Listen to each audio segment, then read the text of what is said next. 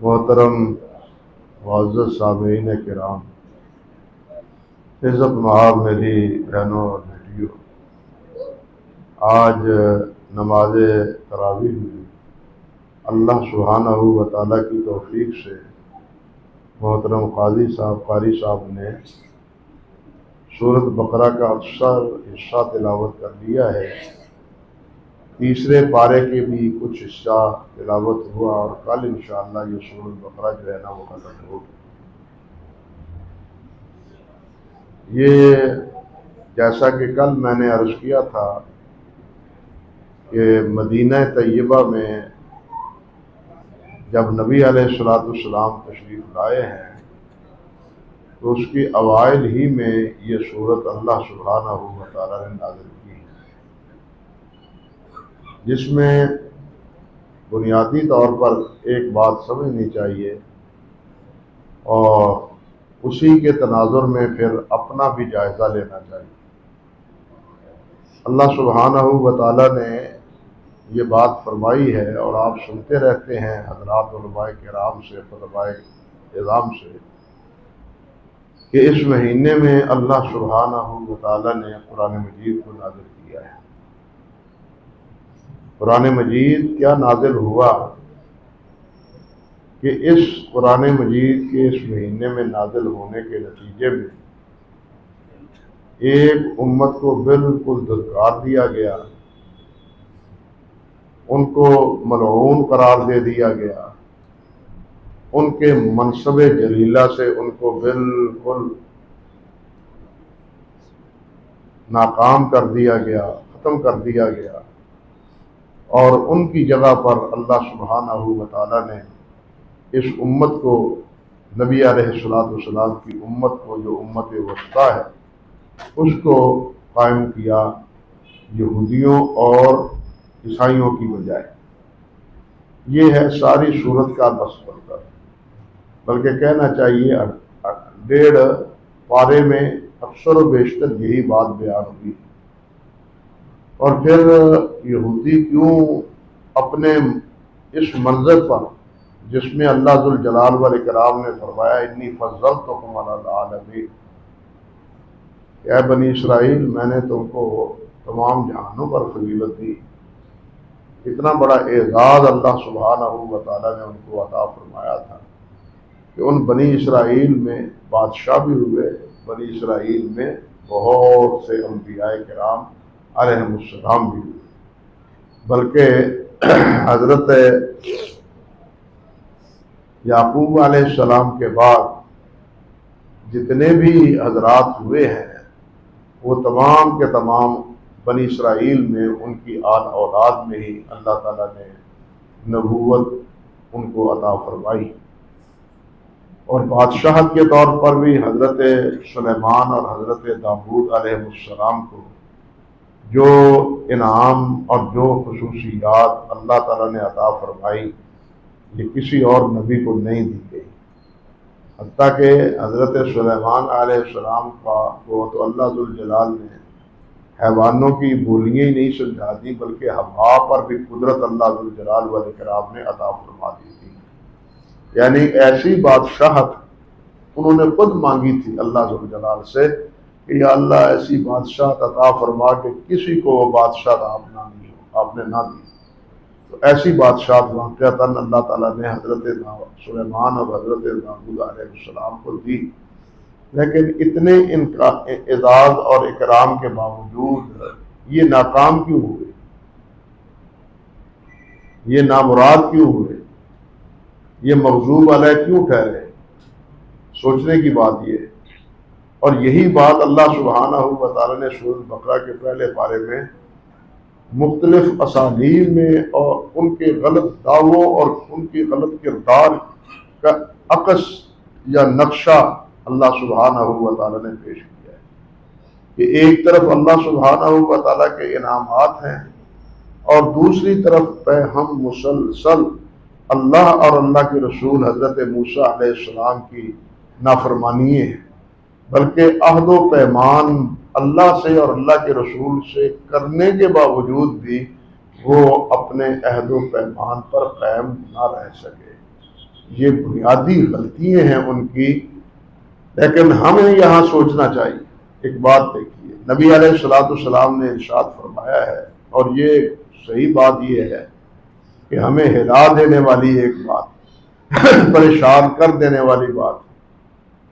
اللہ کے پیارے پیغمبر علیہ السلام نے فرمایا لَتَتَّبِعَنَّ سُنَنَ مَنْ كَانَ قَبْلَكُمْ، کہ تم وہی طور طریقے اختیار کر لو گے جو پہلی قوموں نے طور طریقے اختیار کیے.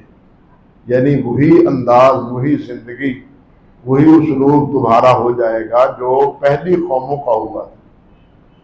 اب انہوں نے جو پہلی قومیں ہیں، یہ بالخصوص یہودی اور عیسائی، انہوں نے کیا کیا ہے؟ اب دیکھنا تو یہ ہے، نبیوں کو انہوں نے قتل کیا. انبیاء علیہ السلام کی نافرمانی ہی نہیں بلکہ انبیاء اور رسل علیہ السلام کو قتل تک ان ظالموں نے کیا.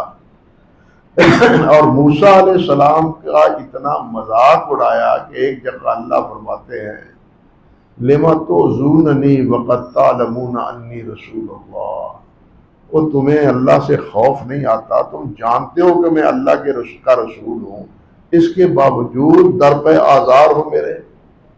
یعنی اتنے در پہ آزار ہو تم میرے، مجھے تکلیف پہنچاتے ہو، پریشان کرتے ہو. اللہ اکبر کبیرہ. اب انہوں نے کیا کیا؟ نبی علیہ السلام کے ساتھ جو کیا وہ بھی آپ سنتے رہتے ہیں.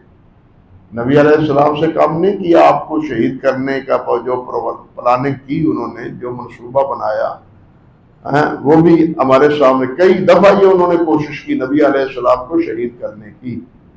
تفصیل کی وقت کی گنجائش نہیں، صرف اجمالاً عرض ہے کہ کئی دفعہ انہوں نے کوشش کی نبی علیہ السلام کو شہید کروانے کی، لیکن وہ اپنے منصوبے میں کامیاب نہ ہو سکے، کیونکہ اللہ سبحانہ و تعالیٰ کا یہ اللہ اپنے نبی سے وعدہ تھا کہ میں اب تمہاری حفاظت کروں گا.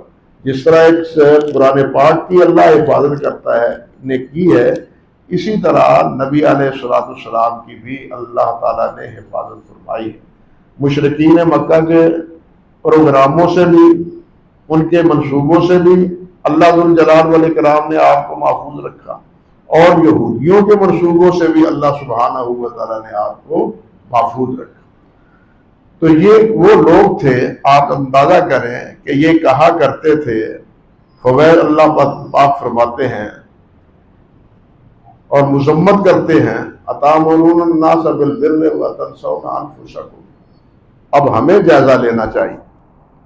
ہم دوسروں پر معترض ہوتے ہیں، دوسروں کے پر پھٹکار کرتے ہیں، دوسروں کے بارے میں ہم تبصرے بڑے بڑے بلند بانگ کرتے ہیں، لیکن ہم اپنا بھی جائزہ لیں کہ کہیں انہی مصیبتوں میں، انہی نافرمانیوں میں، انہی طور اطوار میں ہم تو نہیں پھنسے ہوئے جن کرتوتوں کی وجہ سے ان سے یہ عظیم الشان منصب چھین لیا گیا، اور ان کی جگہ پر نبی علیہ السلام اور آپ کی امت کو یہ منصب عطا فرما دیا. اب کیا ہمارا عمل و کردار انہی کے ساتھ کہیں موافقت تو نہیں کرتا؟ یہ بات سوچنے کی اور اللہ سے ڈرنے کی، اللہ سے توبہ کرنے کی. اللہ ذوالجلال نے فرمایا، شروع سے یہ بات کہی اَتَأْمُرُونَ النَّاسَ بِالْبِرِّ وَتَنْسَوْنَ أَنفُسَكُمْ. تم لوگوں کو نیکی کا حکم دیتے ہو اور اپنے آپ کو بھلا دیتے ہو. یہ ایک جرم ہے ان کا. اب ہم سوچیں، آپ تو نہیں، ہم جو مولوی حضرات ہیں، کیا ہم اس کا مصداق بنے ہوئے ہیں یا نہیں ہیں؟ تَأْمُرُونَ بالمعروف وتنہون عن المنکر وتنسون انفسکم. لوگوں کو کہتے ہو نمازیں پڑھو، نوافل پڑھو، تہجد پڑھو، قرآن مجید پڑھو. کیا ہم بھی پڑھتے ہیں؟ سوچنا یہ چاہیے، انصاف کی بات کرنی چاہیے نا، ڈنڈی تو نہیں مارنی چاہیے. کیا ہم بھی ان چیزوں پر عمل پیرا ہیں کہ لوگوں کو کہنے والے ہیں ہم کہ جناب یہ کرو، ذکر اذکار کرو، قرآن مجید زیادہ پڑھو، رات کا قیام کرو، سچ ہمیشہ بولو، تواضع اختیار کرو، تکبر نہ کرو، جھوٹ نہ بولو. یہ سب باتیں ہم لوگوں سے کہنے کی ہیں یا اپنے بارے میں بھی ہیں؟ ہمارے لیے سب راستے کھلے ہیں، ہمیں کوئی ٹوکنے اور روکنے والا نہیں ہے. سوچنا تو یہ چاہیے اب وہ مردود کیوں ہے اور ہم محمود کیوں ہیں؟ اگر وہی کرتوت ان کا ہے اور وہی کرتوت ہماری ہے، ہمارا ہے، تو پھر ہم محمود کیسے رہ گئے؟ ہم امت وسطیٰ کیسے بن گئے؟ اللہ ہمیں معاف فرمائے. نبی علیہ السلام کی بھی پیشین گوئی ہے، یہ پیش گوئی ہے آپ کی، اور آپ کی بتلائی بھی بات غلط ہے نہیں ہو سکتی. لیکن ہمیں اس سے بھی یعنی تنبیہ کر دینے کے باوجود بھی ہم متنبع نہیں ہوتے اور نہیں سوچتے کہ کیا ہم وہی کردار نہیں ادا کر رہے جو پہلے تھے. اللہ ذو الجلال نے فرمایا ہے انہی کے بارے میں، اللہ اکبر کبیرہ، اللہ تعالیٰ فوائد الذین یکتبون الکتاب بایدیہم ثم یقولون ھذا من عند اللہ، لکھتے خود ہیں اور کہتے ہیں یہ اللہ کا حکم ہے. لکھتے اپنے ہاتھوں سے، اللہ نے کوئی بات نہیں کہی ہوتی. سوال یہ ہے کہ اس وقت جو فقہ کے مسائل اکثر و بیشتر بہت سے مسائل ایسے ہیں جن کی کوئی اصل نہ کتاب اللہ میں ہے نہ سنت رسول میں، تو یہ جو لکھی ہوئی ایسی مثالیں ہیں اور ایسے مسائل ہیں اور لوگوں کو یہ کہہ دیا ہے کہ جناب یہ دین ہے، تو پھر ہمارا یہ جرم ان کے جرم سے کوئی کم ہے؟ ہم وہی جرم کریں تو پھر ہمیں بالکل جناب ہم مقدوم ٹھہرے، وہ جرم یہ کریں تو وہ ظالم ٹھہرے. یہ کون سا انصاف؟ اور کتنے، ایک دو نہیں، درجنوں نہیں، بہت سے مسائل ایسے مسائل ہیں جو بالکل محال عادی ہیں، جن کا وقوع ہی ممکن نہیں، جن کا امکان ہی نہیں کہ وہ دنیا میں واقع ہو. ایسے مسائل بھی کتابوں میں موجود ہیں. پھر بتلائیے وہ کتابیں دین کی کتابیں ہیں، کتاب و سنت کی ترجمان ہے. سوچنا چاہیے ہمیں.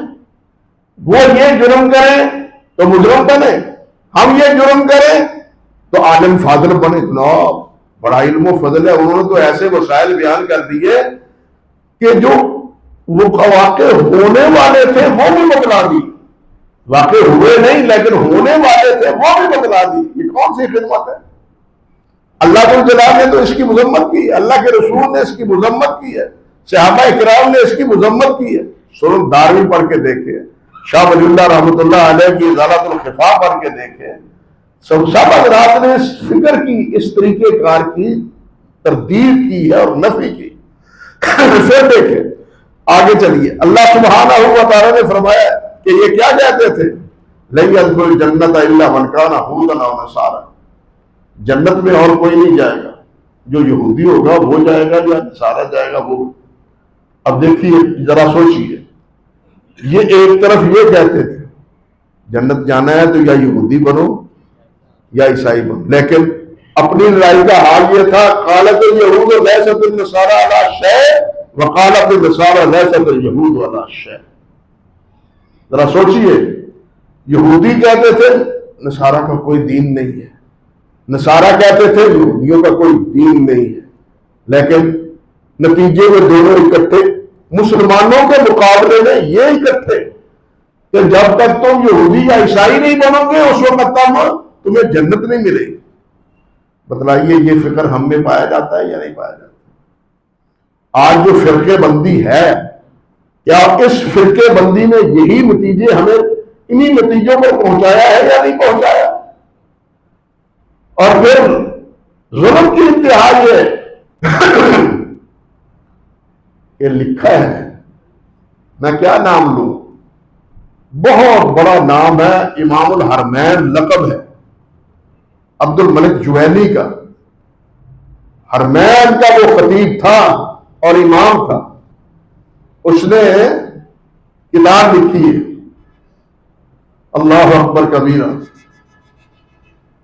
مغیث الخلق، جس میں وہ کہتا ہے کہ مشرق کے رہنے والے، مغرب کے رہنے والے، شمال کے رہنے والے اور جنوب کے رہنے والے جتنے انسان ہیں سب پر واجب ہے کہ وہ سب شافی بن جائیں.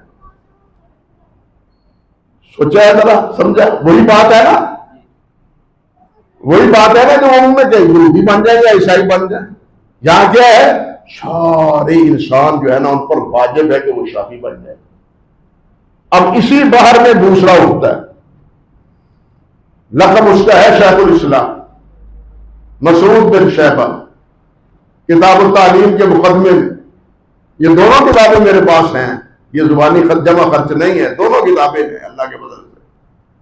اس میں وہ کہتا ہے یاجب کافۃ الخلق، ساری مخلوق پر لازم ہے، واجب ہے، شرقن غربن شمالن و جنوبن، شرقی مشرق میں ہو، مغرب میں ہو، شمال میں ہو، جنوب میں ہو، کہ وہ سارے کے سارے حنفی بن جائیں. اب ایمانداری سے بتلائیے کہ سارے انسان جو ہیں ان کو محمدی کون بنائے گا؟ رسول اللہ کا اطاعت گزار کون بنائے گا؟ آپ کا فرم بردار کون کہے گا یہاں سرکار کی تابع داری کرو؟ وہ کہتے ہیں حنفیت کی پیروی کرو، وہ کہتے ہیں جناب امام شافعی کی پیروی کرو. محمد صلی اللہ علیہ وسلم کی پیروی کی دعوت کون دیتا ہے؟ یہ میں دکھ سے باتیں کر رہا ہوں کہ کتابوں میں موجود ہے یہ چیز. حالانکہ جو ائمہ رحمہم اللہ ہے وہ حضرت امام حنیفہ ہوں، حضرت امام شافعی ہوں، حضرت امام احمد ہوں، حضرت امام مالک ہوں، ان تمام حضرات نے سب یہی بات کہی ہے. حضرت امام مالک کا معروف قول ہے، اور یہی قول اس سے پہلے حضرت عبداللہ بن عباس کا بھی ہے.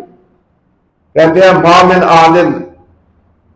ما من احد، کوئی انسان نہیں ہے الا یؤخذ من قوله ویرد علیہ الا صاحب هذه الروضہ. نبی علیہ السلام کے روضہ اقدس کی طرف اشارہ کر کے کہتے ہیں، فرماتے کہ کوئی انسان نہیں جس کی کوئی ساری باتیں لی جائیں یا ساری رد کر دی جائے، صرف اس روضے والے کی بات ہے جس کی کوئی بات رد نہیں کی جا سکتی، ساری باتوں کو مانا جائے گا. یہی وہ ایک ہستی ہے جن کی ہر بات کو مانا جائے، ان کی کسی بات کو رد نہیں کیا جائے. امام ابو حنیفہ رحمۃ اللہ علیہ فرماتے ہیں حرام علی من لم یعرف دلیلی ان یفتی بقولی، جس کو میرے فتوے کی دلیل معلوم نہیں ہے اس پر میرے قول کے مطابق فتویٰ دینا حرام. وہ یہ کہتے رہے. امام شافعی رحمۃ اللہ علیہ سے کسی نے پوچھا، حدیث پڑھی اور پوچھا کیا تفتی نہیں؟ امام صاحب آپ اس سے حدیث کے مطابق فتویٰ دیتے ہیں؟ فرمانے لگے ام خرجت من الکنیسہ، کیا میں عیسائیوں کے مندر سے نکلا ہوں، ان کے گرجے سے نکلا ہوں، اور فی مشتی زنار، یا میرے ہاتھ میں کڑا ہے ہندوؤں کا غیر مسلموں کا؟ میں محمد رسول اللہ کا تابع دار ہوں، حدیث کا پڑھا ہوں، اور پھر اس کی تابع داری کے بارے میں مجھ سے پوچھو کہ آپ اس کو مانتے ہیں یا نہیں مانتے؟ اللہ کے نبی ہی تو ہیں جن کی ہر بات مانی جائے گی، اور دنیا میں کوئی ہستی ایسی نہیں جس کی ساری باتیں مانی جائے. حضرت ابوبکر صدیق رضی اللہ تعالیٰ عنہ جو بالاتفاق خلیفہ راشد ہے، پہلے خطبے میں انہوں نے کیا فرمایا تھا؟ انہوں نے کہا تھا، فرمایا تھا اطیعونی ما اطاعت اللہ ورسولہ، میری بات مانو جب تک میں اللہ اور اللہ کے رسول کی اطاعت کروں، اور اگر اللہ اور اللہ کے رسول سے نافرمانی کرو تو میری نہ اطاعت کرو. یہ حضرت ابوبکر صدیق فرماتے ہیں، اور یہی باقی خلفائے راشدین کا طرز عمل تھا، یہی ائمہ کا طرز عمل تھا. لیکن بعد میں ہمیں کہاں الجھا دیا گیا، کہاں الجھا دیا گیا؟ وہی فکر جس سے اللہ نے خبردار کیا ان کی گمراہیوں کے سے، اور ہم پڑھتے ہیں سنتے ہیں لیکن کام وہی کرتے ہیں. انہوں نے کہا لن يدخل الجنت الا من كان هودا او نصارى، ہم بھی کہتے ہیں جناب نہیں، جب تک تم حنفی نہ بنو یا شافعی نہ بنو اس وقت تک تمہاری نجات نہیں ہے، اس وقت تم راہ حق پر نہیں ہو. نہیں بھائی، راہ حق پر وہ ہے، نجات اس کی ہے جو اللہ کے رسول صلی اللہ علیہ وسلم کی تابعداری کرتا ہے کسے باشد۔ حضرت امام مالک رحمۃ اللہ علیہ وہ فرمایا کرتے تھے السنت مثل سفینۃ نوح، اللہ اکبر، السنت مثل سفینۃ نوح، سنت کی مثال یوں سمجھو جس طرح حضرت نوح علیہ السلام کی کشتی ہے۔ جس طرح نوح علیہ السلام کی کشتی میں کوئی بیٹھا وہی بچا، اسی طرح سنت کی کشتی میں جو بیٹھے گا وہی بچے گا، باقی سب برباد ہو جائیں۔ یہی ایک راستہ ہے۔ یہ کیا طریقہ ہوگا کہ جناب حنفی بن جاؤ، شافعی بن جاؤ، مالکی بن جاؤ، حنبلی بن جاؤ؟ نہیں، سب محمدی بنو، سب کتاب و سنت سے جڑو، اپنا تعلق، اپنی وابستگی اللہ کی کتاب اور اللہ کے پیارے پیغمبر صلی اللہ علیہ وسلم کی سنت سے وابستہ کرو۔ کوئی شخصیت نہیں ہے، اور اسی شخصیت پرستی میں دونوں اعتبار سے ہمارا بیڑا غرقتی ہے، فقہی معاملات میں بھی اور عملی معاملات میں۔ عملی معاملات میں اب جناب میں تو چشتی ہوں، چشتی ہونے کے ناطے یہ ڈھول ڈھمکا، یہ جناب قوالی یہ ہمارے لیے جائز ہے کیونکہ میں تو چشتی ہوں۔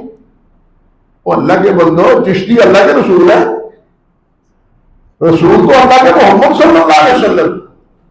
محمد رسول اللہ نے فرمایا کہ میں آلات ملاحی مٹانے کے لیے اللہ نے مجھے بھیجا ہے، اور ہم یہ آلات ملاحی، یہ گانے بجانے کی ساری چیزیں اور اس کو باغ خانی کے ساتھ وابستہ کیے ہوئے ہیں، لازم ملزوم سمجھے ہوئے ہیں۔ آپ حیران ہوں گے، الفقہ الاکبر کی شرح میں علامہ علی قاری رحمۃ اللہ علیہ نے لکھا ہے، آج تو کوئی اس چیز کی پاسداری نہیں کرتا کہ اللہ کی حمد، اللہ کی تعریف آلات ملاحی کے ساتھ کرنا کفر ہے۔ اسی طرح اللہ کے رسول کی صلاح تعریف، آپ کی نعت وہ اسی طرح آلات ملاحی پر کہنا، یہ انسان کفر کے قریب پہنچ جاتا ہے۔ بتلائیے ہم کیا کر رہے ہیں؟ علماء کیا بتلا کے گئے ہیں، لیکن ہمارے لیے جائز ہے، کیوں؟ ہم چشتی ہیں۔ اور جائز ناجائز کا مسئلہ کسی چشتی یا سہروردی پر نہیں ہے، جائز ناجائز کا مسئلہ حضرت محمد رسول اللہ صلی اللہ علیہ وسلم کے ساتھ وابستہ ہے۔ کیا جائز ہے، کیا ناجائز ہے، کیا حلال ہے، کیا حرام ہے، یہ بتلانے والے صرف حضرت محمد رسول اللہ صلی اللہ علیہ وسلم۔ حدیث میں آتا ہے، حضرت جابر رضی اللہ تعالیٰ عنہ فرماتے ہیں، نبی علیہ السلام نے فرمایا میرے پاس دو فرشتے آئے، لمبی روایت ہے، دو فرشتے آئے اور دونوں نے کہا کہ اس آدمی کی مثال بیان کرو۔ کیا یہ تو سوئے ہوئے، مثال ہم کیا بنے بیان کریں؟ دوسرا کہنے لگا، وہ کہنے لگے کہ نہیں، نبی علیہ السلام کی ان کی آنکھیں سوئی ہوئی ہیں لیکن دل بیدار ہے، دل جاگتا ہے۔ دل بیدار ہونے کی وجہ سے آنکھیں بند ہونے کی باوجود بھی وہی اسی لیے آتی تھی آپ پر، دل بیدار ہے۔ ٹھیک ہے، کیا مثال بیان کی؟ آخر میں نتیجے میں کیا کہا؟ آخر میں وہ کہتے ہیں محمد صلی اللہ علیہ وسلم فرق بین الناس، لوگوں کے درمیان فرق کرنے والے وہ محمد ہیں صلی اللہ علیہ وسلم۔ کیا مطلب؟ شارحین نے لکھا ہے، علماء کرام نے، اس کا مطلب یہ ہے کہ آپ نے فرق کیا کرنا ہے کہ یہ جائز ہے، یہ ناجائز ہے، یہ حلال ہے، یہ حرام ہے، یہ ایمان ہے، یہ کفر ہے، یہ سنت ہے، یہ بدعت ہے۔ محمد فرق بین الناس، یہ کافر ہے، یہ مسلمان ہے، یعنی اس کردار والا کافر ہے، اس کردار والا مسلمان ہے، اس کردار والا بدعتی ہے، اس کردار والا سنت کا تابعدار ہے۔ محمد فرق بین الناس، یہ تفریق کرنے والے کون ہیں؟ صرف یہ اتھارٹی جن کی ہے حضرت محمد رسول اللہ صلی اللہ علیہ وسلم۔ اب مجھے آپ بتلائیں کہ جس چیز سے نبی علیہ السلام نے خبردار کیا تھا، کیا انہی مصیبتوں میں ہم الجھے ہوئے نہیں ہیں؟ عملی اعتبار سے بھی، فکری اعتبار سے بھی، ہر لحاظ سے بھی اللہ تبارک تعالیٰ ہمیں اپنے ہمارے حال پر رحمت فرمائے۔ اب یہاں دیکھیے کہ اللہ سبحانہ و تعالیٰ نے یہ بات ارشاد فرمائی ہے، اللہ اکبر کبیرہ، اللہ وقالت اليہود وقالوا كونوا هودا او نصارى تهتدوا، وہ کہنے لگے ہدایت پاؤ نہ چاہتے ہو تو یا یہودی بنو یا نصارہ بنو۔